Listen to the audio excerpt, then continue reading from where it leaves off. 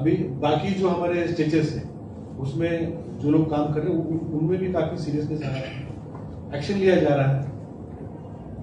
Sir, private practice को लेकर अभी तक नोटिफिकेशन इशू नहीं कर पाए, कैसे क्यों हो रहा है?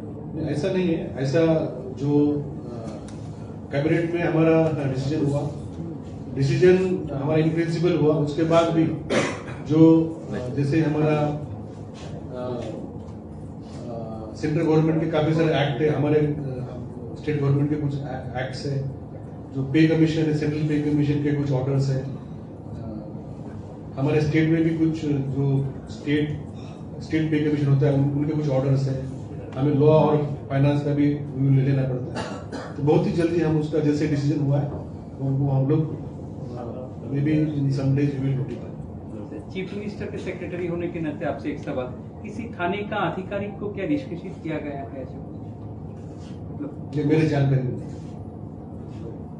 Thank you. Thank you very much.